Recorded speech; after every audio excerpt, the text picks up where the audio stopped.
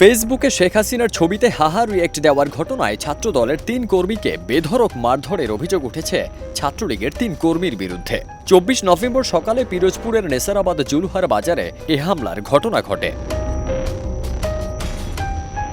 আহত ছাত্রদল কর্মীরা হলেন মোহাম্মদ হাসান, সিয়াম এবং রিয়াদ। অন্যদিকে অভিযুক্তরা হলেন উপজেলার জুলুহার গ্রামের মোহাম্মদ শহীদুল ইসলামের ছেলে মোহাম্মদ রিয়াদ, মুজিবুর রহমানের ছেলে সিয়াম এবং ফারুক হোসেনের ছেলে ফারজু। অভিযুক্তরা সবাই সমুদয় কাঠি ইউনিয়নের ৬ নং ওয়ার্ডের সক্রিয় ছাত্রলীগ কর্মী। আওয়ামী লীগ নেতা রিয়াদ ফেসবুকে শেখ হাসিনার ছবি পোস্ট করলে সেই ছবিতে ৩ ছাত্রদল কর্মী হাহা রিয়াক্ট দেন। এর জেরেই রোববার সকালে জুলুহার বাজারে ১০-১২ জন ছাত্রলীগ কর্মী লোহার রড দিয়ে উপর্যুপুরি হামলা চালায় ছাত্রদল কর্মীদের ওপর। আহত ছাত্রদল কর্মী হাসানের অভিযোগ, হামলার সময় রিয়াদের চাচা সোহাগ তাদের চেপে ধরে রাখলে রিয়াদ মারতে থাকে। অভিযোগের বিষয়ে জানতে কল দিলে অভিযুক্তদের মুঠোফোন বন্ধ পাওয়া যায়।